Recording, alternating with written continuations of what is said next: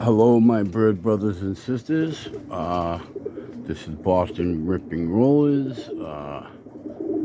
Haven't been feeling that well lately.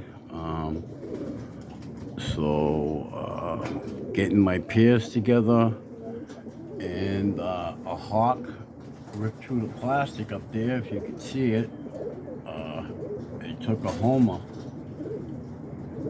right through the plastic. You see its claws there. They really ripped them up there. I don't know if I can get a better picture of that, but I'm here putting my pairs together, and I'm trying to still in the process of making my bloodline. I put some birds together that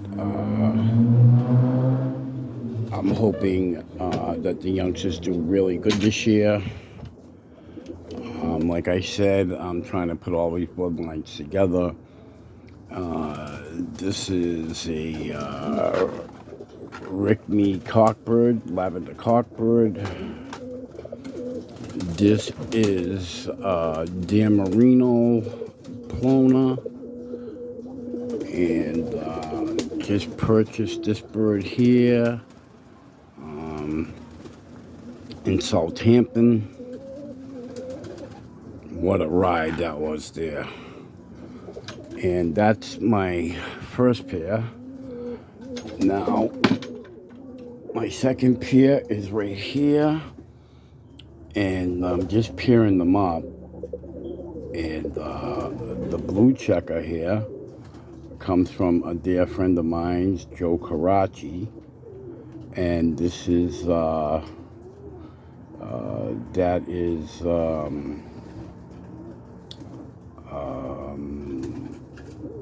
I can't think of his name now, the gentleman, Hardesty. That's a Hardesty bird, blue check bald head. And this is some of my cream stock that I purchased in 2018. This is a Turner cream. And then over here, this is his daughter, that lavender Rickme bird. This is his daughter. And that lavender cockbird is a Dan Marino Lav hen. That is his mom. That's the mom to this cockbird. And he does like 40 feet. I didn't get to fly her.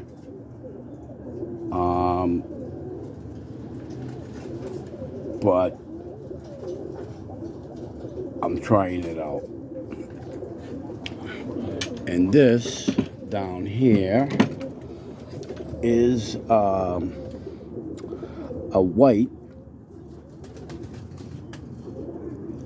cockbird on the right hand side. The left hand side is the same bloodline.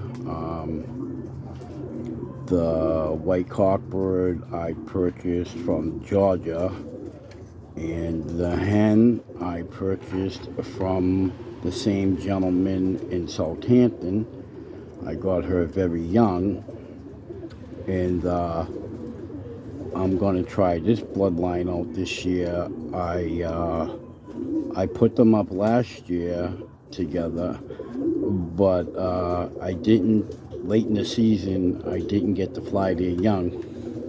One of their youngsters got ripped open by a hawk, and I sewed it up. I don't know if I made a video. I'm pretty sure I made a video of that. And I'm excited to get these birds up this year. So let me lock this up here. These ain't the cages they're staying in. These are just to pair them up this year. I'll have my boxes coming out. So that's the 4 pairs that I put together so far. She came down on eggs, and yeah, I'm gonna throw those eggs away. First sets of eggs I always throw away because I want to make sure who the parents are. Even though I have my hens separate from my cocks, I had some young ones in there I thought were hens. They ended up being cockbirds, and yeah, so I just put this there to give them a little privacy while I was pairing them up. Take this down now, they're paired up. I also have a couple more pairs that are in here. I paired them up, so I put them in here just to pair up the birds again. I mean, they're already mated, so I figured I could just toss them in here, you know, until I get my other breeding boxes up and running. A black bald head, Joe Karachi, just passed away, and I got that bird there. He passed away. He was getting rid of all his birds. His friend Tony sold me that bird for $20. And there's a little bird right there that I did sew together, that white. Look at him, he's a gigolo. He's, I got 1 cock, 2 cocks, 3 cocks. I got maybe like 4 or 5 cockbirds in here with all the hens right now, deciding what I'm gonna do. I got a lot of hens that mated up, and they had 4 eggs. Can you believe that? Each hen laid a set of 2 eggs, and there's 1 crack there. I don't know where that came from, but yeah, the hens paired up and went lesbian on me and had eggs. God bless their little souls. So I think I'm gonna breed maybe 10 pair this year, and that's what I'm gonna do. These are generally all my hens with a couple of cockbirds in here. Like I said, the white lab bird with the black ticks is a cockbird. That is a cockbird. I'm not sure if he's going to the kit box this year. I'm trying to get my birds together for the World Cup. I just purchased this red that came from Southampton, the gentleman in Southampton. That bird is from 2 Andalusians that are Turner Andalusians, and that blue check there is one of my kit birds. Thinking about putting it back into the kit. Very, very deep. What's the matter with you? All right. Okay. All right. Just checking. Make sure she's okay. And yeah, I'm gonna get some laces up and running this year. Also grabbed another pair of laces from Southampton. These places I've been waiting for like maybe 2 to 3 years. I've been waiting to get this cockbird, and I believe that might be, no, there's the hen with the orange band there. I'm gonna put this pair together. I know they roll. I don't know what the youngsters do. That's one of the youngsters that I purchased maybe last year from that cock and that hen, because I seen these birds, that hen rolling in the coop when I was at the gentleman's house numerous years ago, say like 2-3 years ago, and I really liked that hen. So I was hoping I put that cock and her together this year. I paid good money for the hen, so I knew that hen right there. I seen it roll in the coop. I didn't see him do much of anything but take care of the youngsters. So I'm gonna try this lace family this year, and the other laces that I had, somebody made me an offer I couldn't refuse, so I let them go. And the pencils too. Somebody came over. The first pair of youngsters was a red and a blue, and the gentleman bought them before they were even out of the nest. I mean, you know, he really loved them, and he really wanted them bad. And like I said, he made me an offer I couldn't refuse. So that was that. And then he came over again. He ended up getting the whole family of pencils off me. That's why there's none here in the coop right now. There probably won't be anymore. I don't think I'm gonna get any more pencils. I think if I need them, I can go over to Gentleman's Coop and grab a pair. You know, I'll have to purchase them back, but I don't think I'm going to do that because I'm too tied up in getting all these birds into one family.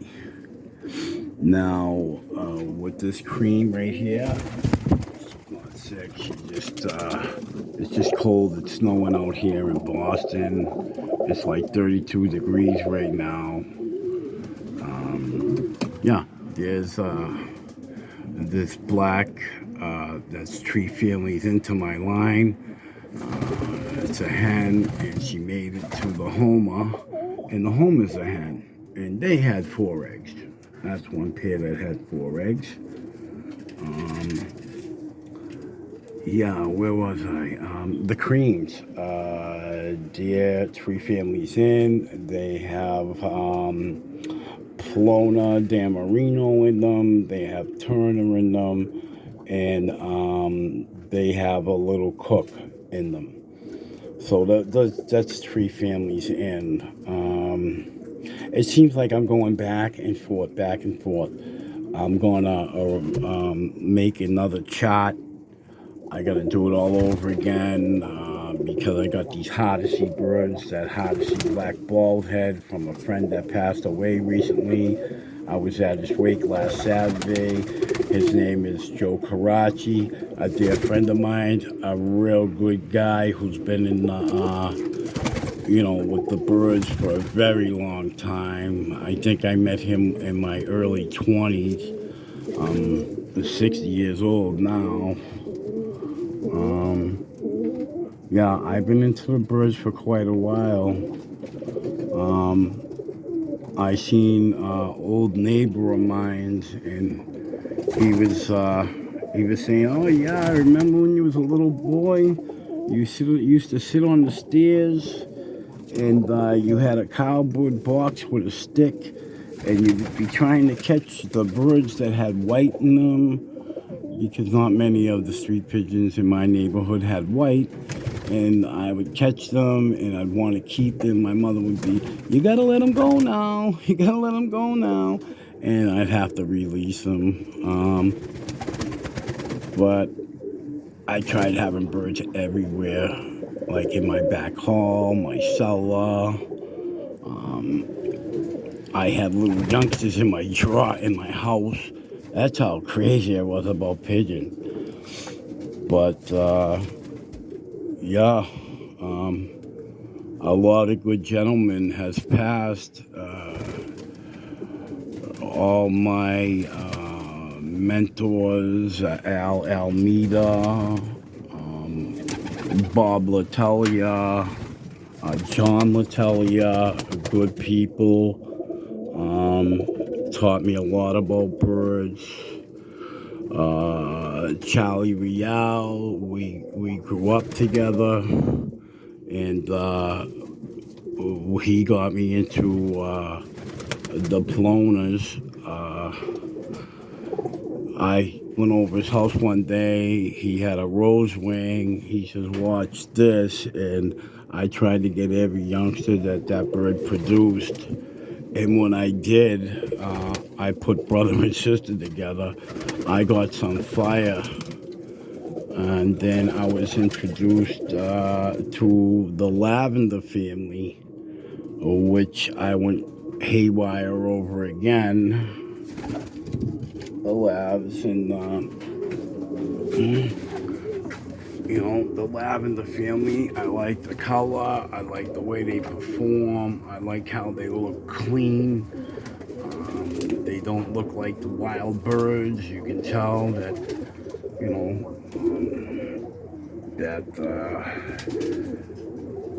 they don't look like wild birds.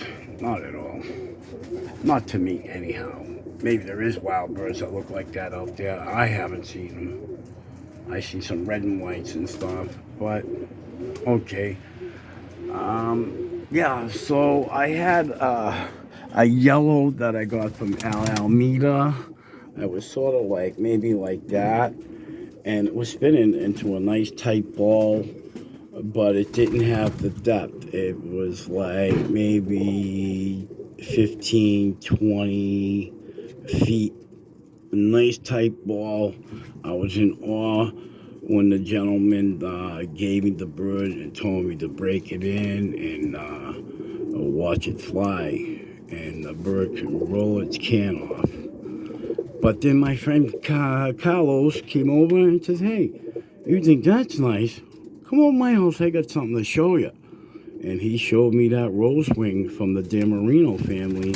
And I had Damarino birds ever since that. Like, all my life, I've been breeding Damarino birds.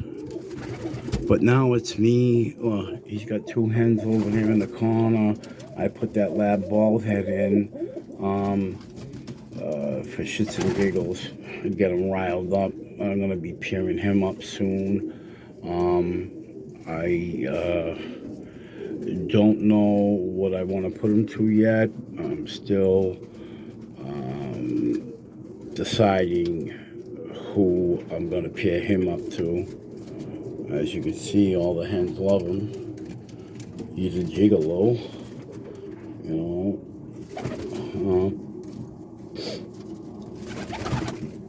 I gotta mix him into some of the Turner bloodline. So I'm thinking about him with that lace hen, just to combine the bloodlines. So I have a lot of Turner bloodline in here.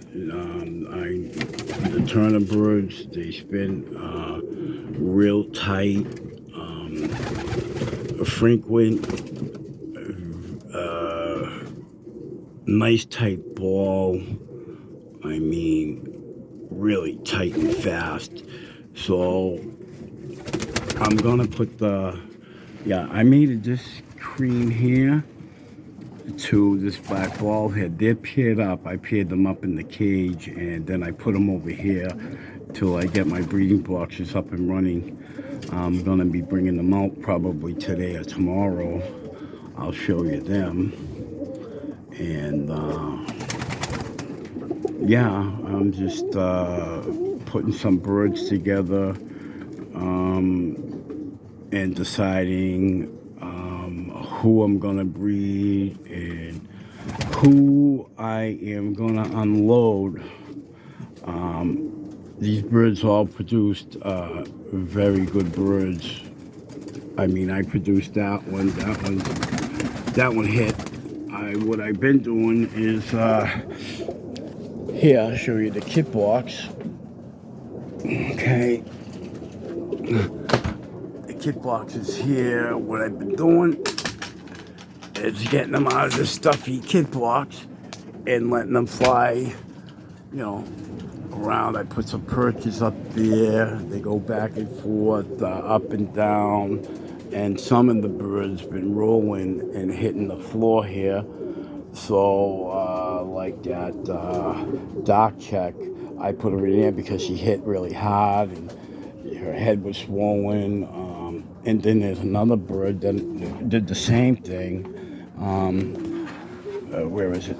This one here, this hen here, did the same thing.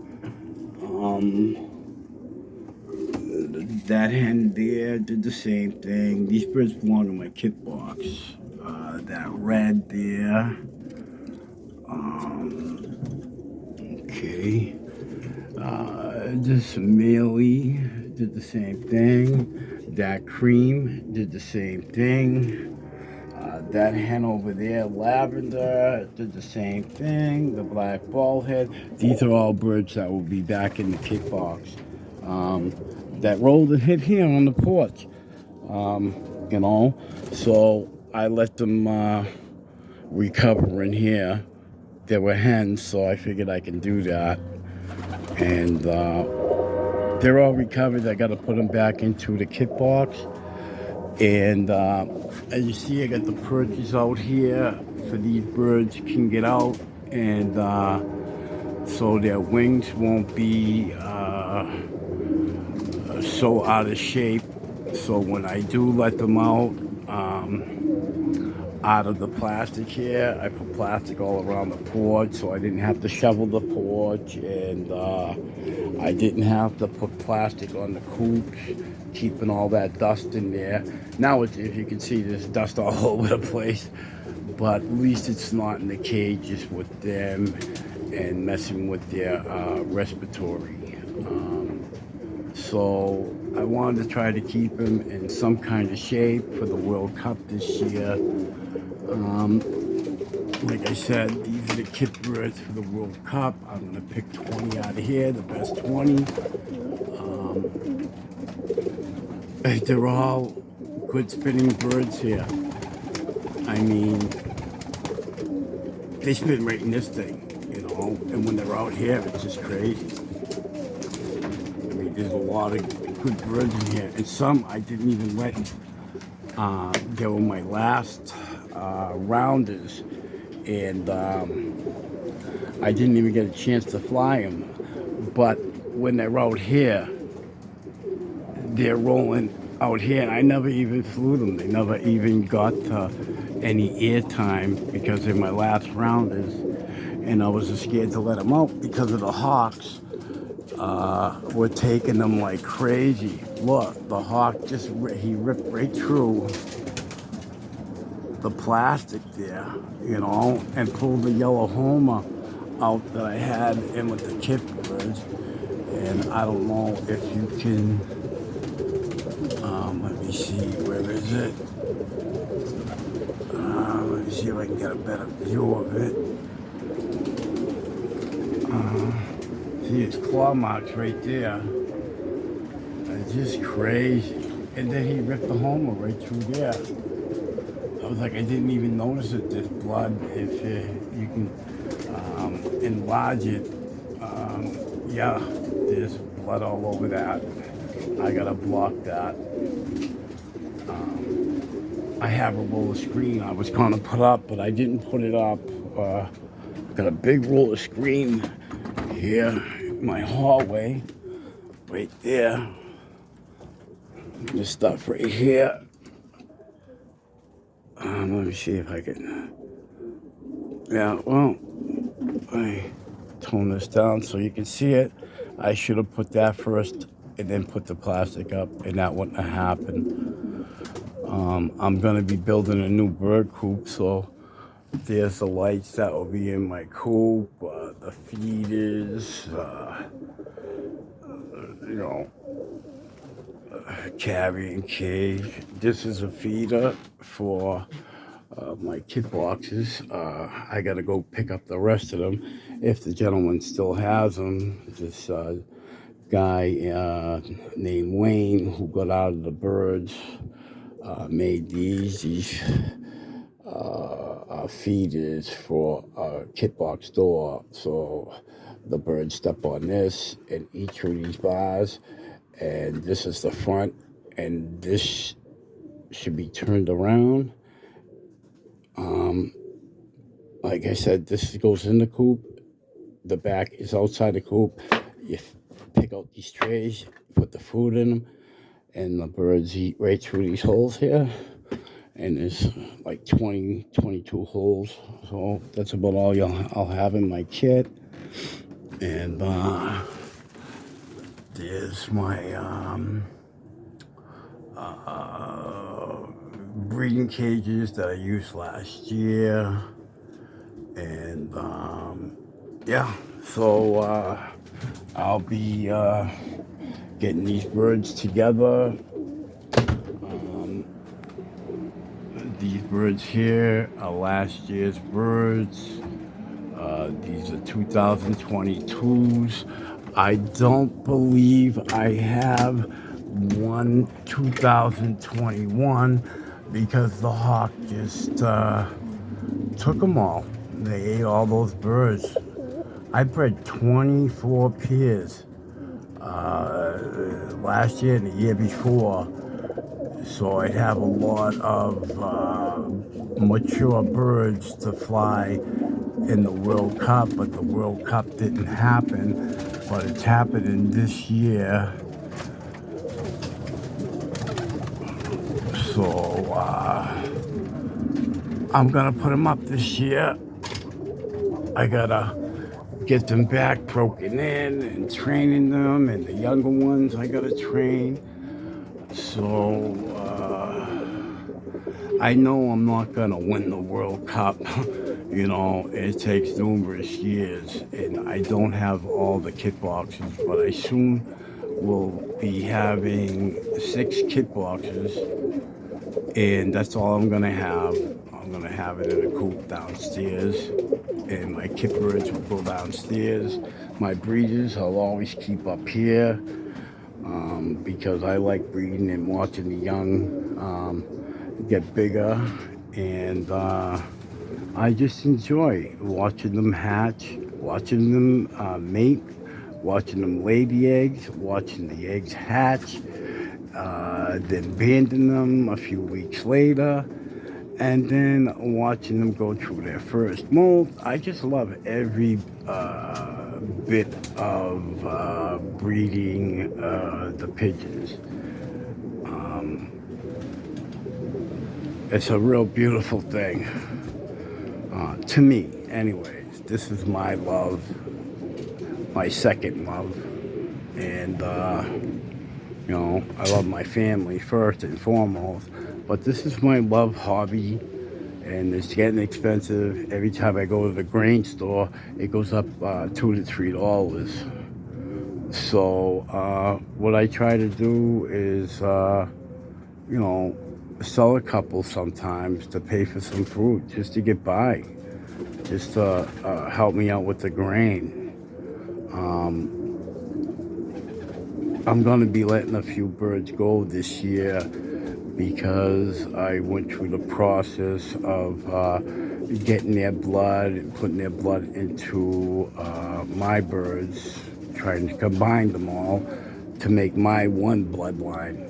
And that will be Boston Ripping Roller bloodline.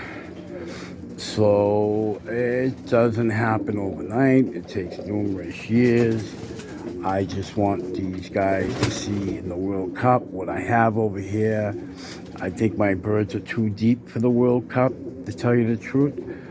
But we need more flyers. We need more members to get into the fly here in Region 1A in Massachusetts. And yeah, we can do things, you know. We can do things with the fly. And it's nice to go over other people's houses, watch what their birds do, and just get together and see each other and talk all the war stories with the bird guys. And it's nice. It's just nice. We had the 20 bird fly in the fall, and it was nice. And I got to see Joe Karachi for the last time. Real good guy, real nice guy, Joe Karachi. I mean, he gave me my first lace bird. It was a yellow lace. And yeah, it was, it couldn't lay eggs no more. But I took it because it was so beautiful. I never seen a yellow lace. I mean, yellow lace. Never seen one. And I kept that bird up until it died. I didn't use it. I got it a mate, and she just lived life in my coop until she passed away. Never seen a yellow lace in my life. I mean, it's like this right here. Where's the laces? It's like that right there with the lace and the frosted neck. Picture that yellow with red laces and a beautiful frosted neck. That's how that bird was. I cherished that bird. And the bird couldn't even have babies. And I don't even know if it rolled. It was just a real beautiful bird. And I wanted it, and he gave it to me. That's how nice this guy was. You know, he really, he said he got some nice youngsters from the bird back in the day when he was using it. But he never got a yellow lace like the mother, you know. But yeah, that's that Turner bloodline again. He got that from. And yeah, so I got some more pairs to pair up. This yellow model was one of the first youngsters I bred,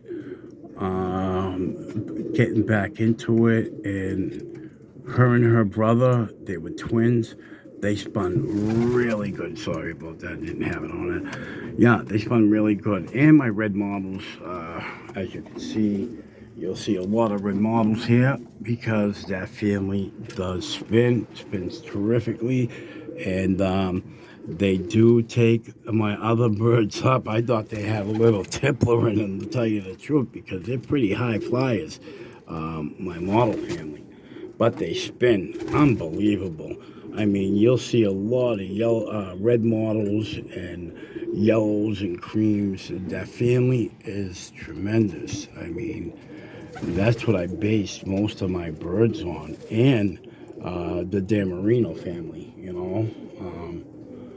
I based most of my birds on that too, you know. So, on that note, we'll take a look at the cock birds. Those are the hens. And be letting a lot of these birds go because I'm done with them. Well, I'm almost done with them. Some real nice birds. I hate even parting with them, but I need the room. You know, it's hard to pick and choose through these birds who I'm going to use. They're all tremendous birds. But like I said, I'm trying to get my family of birds up and running. So I'm using all these other families of birds to get them into a few birds. So So I say I got like maybe 5 to 6 family of birds, combining them all into one and picking and choosing out of the sky, um, and taking the best of the ones I combined. Once I get the whole 5 to 6 families into a few birds, all these other birds will be leaving. I mean, it's not as easy as it seems to get all these bloodlines into a few. I got charts. I got all kinds of crazy charts in my house with my breeding log. And so far, the bird's been spinning correct. Just what I like. But the thing is, I think they're too deep. So I've been outcrossing all these pairs to get to where I want to be with my bloodline. So no more saying, oh, hey, that's got pot Rick me. That's got, no. I'm not going to say a word to the gentleman. They're Boston ripping roller birds. And that's it. You know, once I get all these bloodlines combined, and the birds are performing really good, I think, I'll get more into the World Cup and all the flies and show the world what I have. And I say another 3 to 4 years, I should be where I want to be. It's just not going to happen overnight. I haven't really did much on promoting my birds or showing my birds in videos or anything like that. I haven't even been entering in flies till I knew that I got the birds spitting fast and furious. So on that note, I'm going to let you guys go. And I will give you updates once I get my breeding boxes up here. I will show you the pairs, the rest of the pairs that I put together. And that's it. So have a nice day. Be safe, my bird brothers and sisters. Bye.